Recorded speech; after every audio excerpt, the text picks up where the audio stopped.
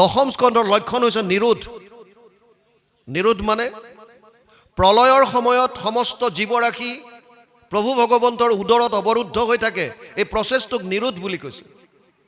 যিজন ঈশ্বৰৰ উদৰত সমস্ত জীৱ অৱৰুদ্ধ হৈ থাকে, সেইজন ঈশ্বৰৰ অৱতাৰৰ পৰা জন্মৰ পৰা বিভিন্ন লীলা দশম স্কন্ধত 90টা অধ্যায়ত বৰ্ণনা কৰিছে। 335টা মূল ভাগৱতৰ অধ্যায়ৰ 90টা অধ্যায় আছে দশম স্কন্ধত, আটাইতকৈ ডাঙৰ। সেইকাৰণে ইয়াক 3টা ভাগ কৰিছে, আদি চোৱা, মধ্য চোৱা, শেষ চোৱা। আদি চোৱা গুৰুজনাই নিজে অনুবাদ কৰিছে, আৰু শেষ চোৱাৰ পৰা কুৰুক্ষেত্ৰ যাত্ৰা, এই দুইটা বস্তু মিলাই পেলাই একেলগে নাম দিছে দশম। গুৰুজনাৰ যি কীৰ্তন আৰু দশম বুলি কয়, এই দশম ভাগৱতৰ দশম স্কন্ধৰ আদি চোৱা আৰু শেষ চোৱাৰ পৰা কুৰুক্ষেত্ৰ যাত্ৰা। একাদশ স্কন্ধৰ লক্ষণ হৈছে মুক্তি। মুক্তি মানে মোকলাই দিয়া, খুলি দিয়া। মুক্তি কাক দিব? যিজন বান্ধোনত আছে।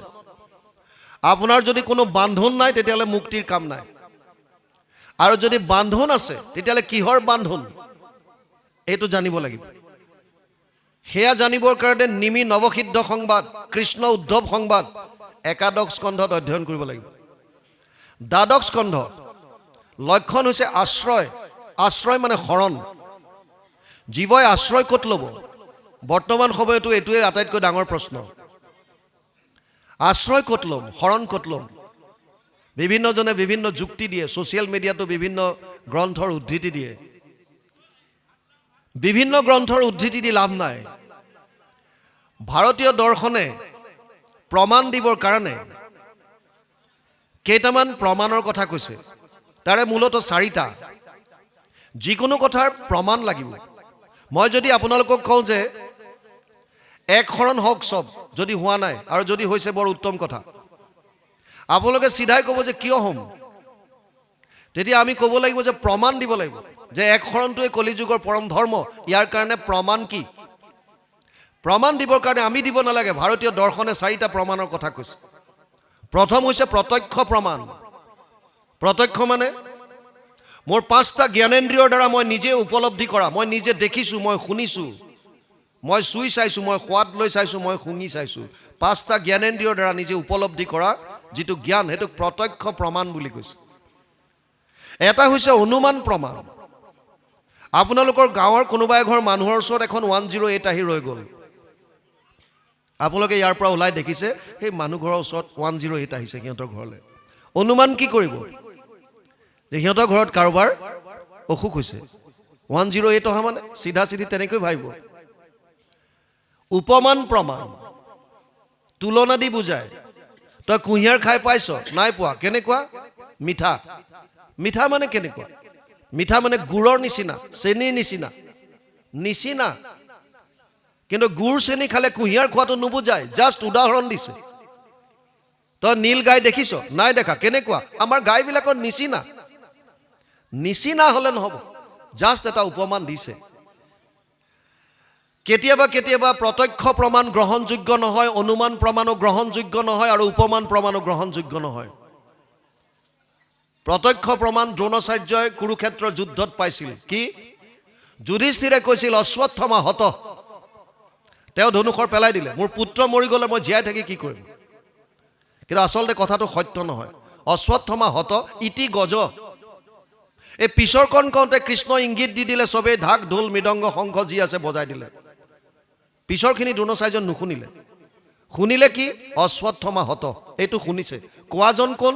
ধৰ্মৰাজ, সত্যবাদী, কেতিয়াও মিছা কথা নকয়। গতিকে মানি ল'লে অশ্বত্থমা পুত্ৰ মৃত্যুটো সত্য।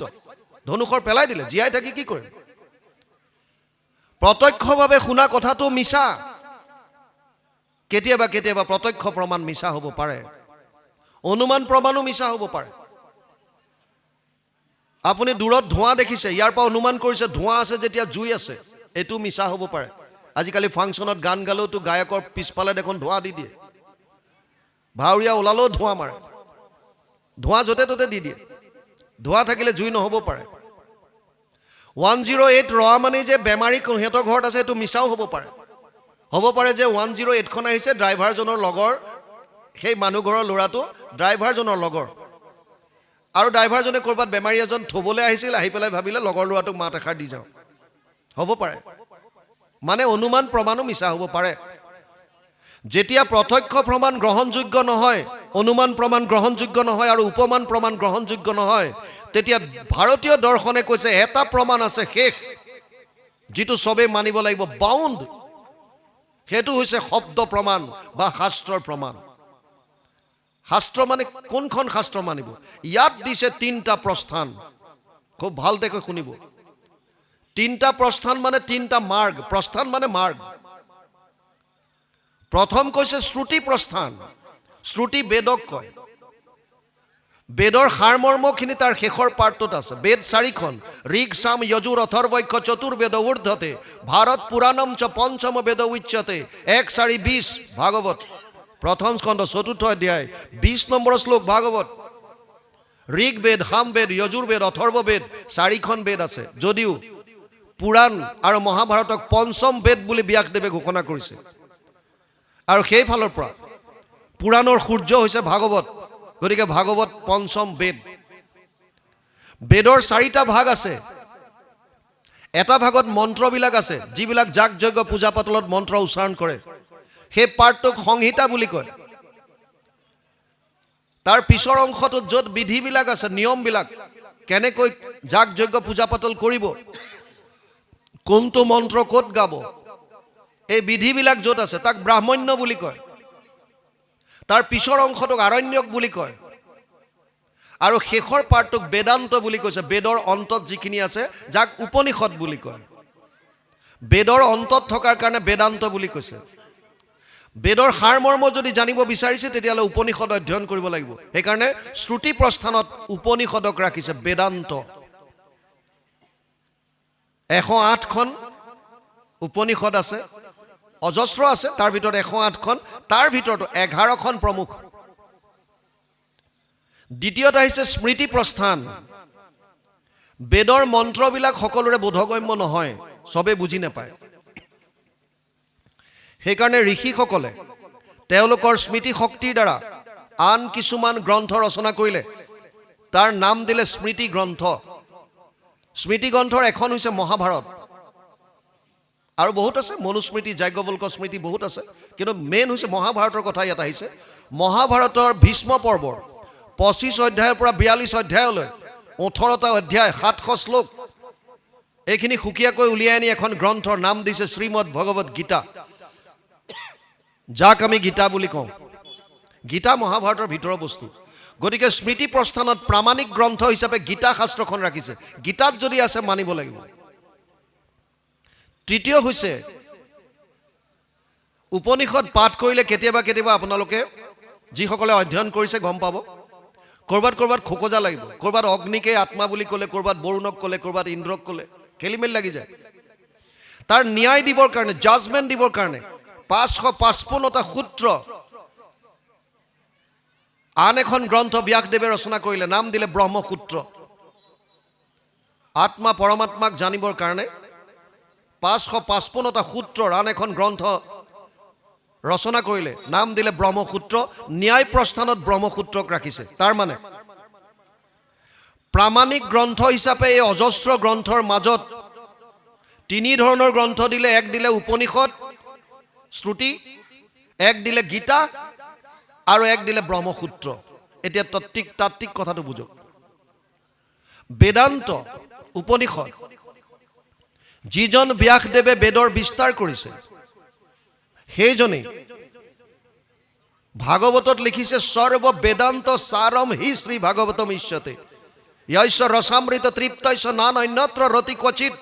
12, 13, 15 দ্বাদশ স্কন্ধ 3য় অধ্যায় 15 নম্বৰ শ্লোক ভাগৱত। তাৰ মানে শ্ৰুতি প্ৰস্থান যদি বেদান্ত হয়, বেদান্তৰ আকৌ সাৰমৰ্ম হৈছে ভাগৱত। গতিকে ভাগৱত এখন প্ৰামাণিক গ্ৰন্থ। বুজি পালে? ভাগৱত এখন প্ৰামাণিক গ্ৰন্থ আমাৰ সনাতন ধৰ্মৰ। দ্বিতীয়খন হৈছে গীতা, ভাগৱত আৰু গীতা। তৃতীয়খন হৈছে ব্ৰহ্মসূত্ৰ। কিন্তু গৰুড় পুৰাণত ব্যাসদেৱে নিজে লিখিলে, অৰ্থ অয়ম ব্ৰহ্মসূত্ৰানাম সৰ্ব উপনিষদ মতা।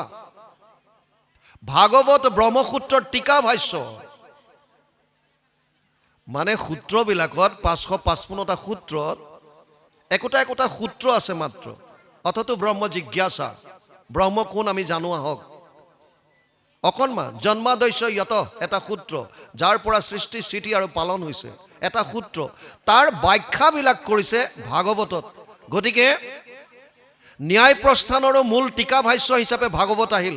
তাৰমানে আমাৰ হাতত এতিয়া দুখন গ্ৰন্থ প্ৰামাণিক হ'ল, শ্ৰুতি প্ৰস্থান বেদান্ত, বেদান্তৰ সাৰ ভাগৱত, ন্যায় প্ৰস্থান ব্ৰহ্মসূত্ৰ, ব্ৰহ্মসূত্ৰৰ টীকা ভাষ্য ভাগৱত, আৰু স্মৃতি গ্ৰন্থ গীতা। গতিকে আমাৰ হাতত দুখন প্ৰামাণিক গ্ৰন্থ আহিল, এখন হৈছে গীতা, এখন হৈছে ভাগৱত। সেইকাৰণে কোনোবা মহাপুৰুষে লিখি থৈ গ'ল শাস্ত্ৰৰ উত্তম গীতা ভাগৱত। আপোনালোকে জানে শাস্ত্ৰৰ উত্তম গীতা ভাগৱত বুলি লিখি গ'ল। গতিকে এতিয়া আপোনালোকে ৰন্তু শইকীয়া কি কৈছে বাদ দিয়ক, গীতা ভাগৱতে কি কৈছে সেইটো শুনক। ৰন্তু শইকীয়া আজি পাতিছে, আপোনালোক আহিলে প্ৰক্সি মাৰি গুচি যাব। আজি মেইন ভাৱৰীয়া নাই কাৰণে অখৰা কৰিলোঁ, গুচি গ'লোঁ। মানিবও পাৰে নামানিবও পাৰে, কিন্তু গীতা ভাগৱতে কি কৈছে? গীতাত 700 শ্লোক আছে। এটা শ্লোক ধৃতৰাষ্ট্ৰই সঞ্জয়ক সুধিছে।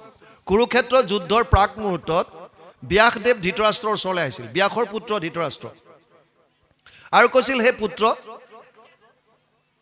যদি তুমি ঘৰত থাকি কুৰুক্ষেত্ৰৰ যুদ্ধ চাব বিচাৰিছা, তেতিয়া মই তোমাক উপায় কৰি দিওঁ, তোমাক এটা দিব্য দৃষ্টি দিওঁ, হস্তিনাপুৰত থাকি কুৰুক্ষেত্ৰৰ যুদ্ধ তুমি চাই থাকিব পাৰিবা।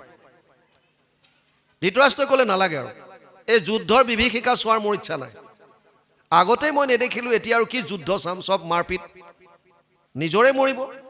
গতিকে এইবিলাক চোৱাৰ ইচ্ছা নাই, কিন্তু মই শুনিব বিচাৰিম কি কি হৈ আছে। সেইকাৰণে আপোনাৰ ওচৰত এটাই অনুৰোধ, মোৰ সাৰথী সঞ্জয়ক আপুনি এই দিব্য দৃষ্টি দিয়ক। আৰু তেতিয়া সঞ্জয়ক ব্যাসদেৱে দিব্য দৃষ্টি দিলে। সঞ্জয়ক ক'লে, তুমি ঘৰৰ পৰাই অৰ্থাৎ হস্তিনাপুৰত থাকি কুৰুক্ষেত্ৰত কি কি হৈছে চব গম পাই থাকিবা। লাইভ টেলিকাষ্ট, তেতিয়াই লাইভ টেলিকাষ্ট দেখুৱাব। আৰু ইণ্টাৰেষ্টিং কথা, এতিয়াতো লাইভ টেলিকাষ্টত খেলুৱৈ বা গান গোৱা মানুহৰ ভাৱটো দেখুৱাব নোৱাৰে। তেতিয়া সঞ্জয়ে ভাৱ পৰ্যন্ত গম পাইছিল, কোনজনৰ ভিতৰত কি ভাৱ চলি আছে সেইটো গম পায়। টেকনিকেলি কিমান ডেভেলপ, আমাৰ নেচাই ভাবে শাস্ত্ৰৰ কথা কি আছে ইয়াত। যিবিলাকে চাব ইয়াৰ পৰাই চব আছে, ইয়াতেই পাইছে চব। তেতিয়াই লাইভ টেলিকাষ্টৰ কথা কৈ থৈ গৈছে। সঞ্জয়ক তেতিয়া ধৃতৰাষ্ট্ৰই সুধিলে, ধৰ্মক্ষেত্ৰে কুৰুক্ষেত্ৰে সমবেত যুজুৎসৱ মামকা পাণ্ডৱ চৈব কিম অকুৰ্বত সঞ্জয়। প্ৰথম অধ্যায় প্ৰথম শ্লোক গীতা। হে সঞ্জয়, ধৰ্মক্ষেত্ৰ কুৰুক্ষেত্ৰত মোৰ আৰু এই পাণ্ডুপুত্ৰৰ সৈন্যবিলাকে কি কৰিছিল মোক কোৱা। তাৰ উত্তৰত 40টা শ্লোকত সঞ্জয়ে কুৰুক্ষেত্ৰ যুদ্ধৰ বৰ্ণনা দিছে। বিশেষভাৱে অৰ্জুন আৰু কৃষ্ণৰ সংবাদ, কৃষ্ণ অৰ্জুন সংবাদৰ বিষয়ে ক'লে 40টা শ্লোকত। 85টা শ্লোকত অৰ্জুনে মনৰ শংকাবিলাক ভগৱান কৃষ্ণৰ ওচৰত প্ৰকাশ কৰিছে, 85টা শ্লোকত। আৰু 574টা শ্লোকত ভগৱান কৃষ্ণই গীতাৰ উপদেশ অৰ্জুনক দিছে। প্ৰথমতে বিভিন্ন অৰ্জুনৰ মনৰ শংকা নিৰাকৰণ কৰি গৈ আছে, যি যি সুধিছে তাকে কৈছে।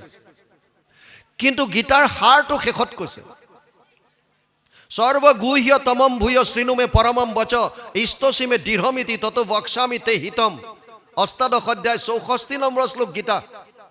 হে অৰ্জুন, তোক মই এতিয়া গোপনীয়ৰ পৰা গোপনীয় কথা কওঁ, শুন। গীতাৰ সাৰ শুনক, বাকী শুনি কি কৰিম। সাৰ কি ক'লে, তোক মই গোপনীয়ৰ পৰা গোপনীয় কথা ক'ম এতিয়া, ইয়াৰ পিছত আৰু একো নাই। কি ক'লে, মন মনা ভৱ মদ ভক্তা মদ্যাজি মাম নমস্কুৰু মামে বৈশ্যসি সত্যম তে প্ৰতিজানে প্ৰিয়সীমে। 18 অধ্যায় 65 নম্বৰ শ্লোক গীতা। মোতে মাত্ৰ সদা দিয়া মন, মোৰ ভক্ত হোৱা সৰ্বক্ষণ, মোকে পূজা মাত্ৰ মোকে কৰা নমস্কাৰ। কহিলো তোমাতো সত্যবাণী পাইবা সুখে মোক মহামানী, তুমি প্ৰিয়তম সুহৃদ সখী আমাৰ। অৰ্জুনক ক'লে, তোৰ মনটো মোক দে, খালি মনটো মোক দে, মোৰ ভক্ত হ। আৰু শেষত ঘোষণা দিলে, সৰ্বধৰ্মান পৰিত্যাজ্য মাম একম শৰণম ব্ৰজ অহম ত্ব সৰ্ব পাপেভ্য মোক্ষয়িষ্যামি মা শুচ। 18 অধ্যায় 66 নম্বৰ শ্লোক গীতা। সৰ্বধৰ্ম এৰি এক শৰণ সাক্ষাৎ সুদৃঢ় বিশ্বাসে সখী লৈ কোৱা মাত নকৰিবা ভয় হেৰা কৰো অংগীকাৰ সমস্ত পাপত মই কৰিব নিস্তাৰ এয়া ভগৱান কৃষ্ণই অৰ্জুনক অংগীকাৰ কৰি কোৱা কথা সব বাদ দি এক শৰণত হ এক শৰণ গীতাৰ সাৰ ভাগৱতৰ সাৰ শুনক ভাগৱতৰ 18,000 শ্লোক যি প্ৰশ্ন কৰিছে পৰীক্ষিতে সুখদেৱে উত্তৰ দিছে সৌনকাদিয়ে যি প্ৰশ্ন কৰিছে সুতমুনিয়ে উত্তৰ দিছে বিদুৰে যি প্ৰশ্ন কৰিছে মৈত্ৰয়ে উত্তৰ দিছে নাৰদে যি প্ৰশ্ন কৰিছে ব্ৰহ্মাই উত্তৰ দিছে নিমিৰজাই যি প্ৰশ্ন কৰিছে 9টা নৱসিদ্ধই উত্তৰ দিছে উদ্ধৱে যি প্ৰশ্ন কৰিছে কৃষ্ণই উত্তৰ দিছে সব গৈ আছে ফাইনেল সিদ্ধান্ত শেষত দিছে নাম সংকীৰ্তনম য়স্য সৰ্ব পাপ প্ৰণাশনম প্ৰণামো দুঃখ সমানাত্তম নমামি হৰিম পৰম 12, 13, 23 দ্বাদশ স্কন্ধ ত্ৰয়োদশ অধ্যায় 23 নম্বৰ শ্লোক ভাগৱত অন্তিম শ্লোক তাত কৈছে নাম সংকীৰ্তনৰ দ্বাৰাই সমস্ত পাপৰ পৰা পৰিত্ৰাণ পাব পাৰি ভাগৱতৰ সাৰ গীতাৰ সাৰ এক শৰণ ভাগৱতৰ সাৰ হৰিনাম আৰু গুৰুজনাই প্ৰৱৰ্তন কৰা ধৰ্ম এক শৰণ হৰিনাম ধৰ্ম আপোনালোকৰ মনত প্ৰশ্ন আহিব পাৰে যদি গীতা ভাগৱতে শাস্ত্ৰৰ উত্তম গীতা ভাগৱতে যদি এক শৰণ হৰিনাম ধৰ্মৰ কথাই কৈছে তেতিয়াহ'লে মানুহবিলাকে এতিয়াও বেলেগ বেলেগ দেৱ দেৱতা কিয় সেৱা কৰে সিধা প্ৰশ্ন যদি গীতা ভাগৱতে একমুখে কৈ আছে যে এক শৰণ হৰিনাম ধৰ্মটোৱে মূল শাস্ত্ৰৰ উত্তম গীতা ভাগৱত আপোনালোকে কৈছে মই কোৱা নাই শাস্ত্ৰৰ উত্তম গীতা ভাগৱতে এক শৰণ হৰিনাম ধৰ্মৰ কথা কৈছে তথাপিও মানুহে এক শৰণ হৰিনাম ধৰ্মত শৰণাগতি নহয় ক্ষুদ্ৰ ক্ষুদ্ৰ দেৱতা কিয় তেতিয়ালে সেৱা কৰি আছে ইয়াৰ উত্তৰ গীতাত ভগৱান কৃষ্ণই দিছে অৰ্জুনক কামস্তেৰ হিত জ্ঞান প্ৰপদ্যন্তে অন্য দেৱতা তম তম নিয়মম আস্থায় প্ৰকৃত্য নিয়তা স্বয়া সপ্তম অধ্যায় 20 নম্বৰ শ্লোক গীতা হে অৰ্জুন যিবিলাকৰ জ্ঞান কামনা বাসনাই হৰণ কৰি ললে সেইবিলাকেহে আন ক্ষুদ্ৰ দেৱতাক সেৱা কৰে আৰু কৈছে যম যম তনুম ভক্তা শ্ৰদ্ধয়া অৰ্চিতুম ইচ্ছসি তৈসা অচলা শ্ৰদ্ধা তামেব বিদ্যাম্যহম সপ্তম অধ্যায় 21 নম্বৰ শ্লোক গীতা হে অৰ্জুন যোন মানুহে যি দেৱতাৰ ওচৰলৈ যাব বিচাৰে মই যিহেতু তেওঁলোকৰ হৃদয়তে অন্তৰ্যামী ৰূপে থাকো পৰমাত্মা ৰূপে থাকো গতিকে মই তেওঁলোকৰ মনটো সেইজন দেৱতাৰ প্ৰতি আৰু আকৃষ্ট কৰি দিওঁ বেটা সেইফালে যা কিন্তু সেই সকল দেৱতাই যিটো ফল দিব সেই বিষয়ে ভগৱানে কৈছে তয়া শ্ৰদ্ধয়া যুক্তম তৈসা আৰাধনম ইহতে লভতে তত কামন ময়েব বিহিতান হিতান সপ্তম অধ্যায় 22 নম্বৰ শ্লোক গীতা হে অৰ্জুন সেইবিলাক দেৱ দেৱতাই সেইটোহে ফল দিব পাৰিব যিটো ফলৰ অনুমোদন মই জনাম নহলে তেওঁলোকৰ ক্ষমতা নাই এ আমি কোৱা নাই গীতাত কৈছে সপ্তম অধ্যায় 20, 21, 22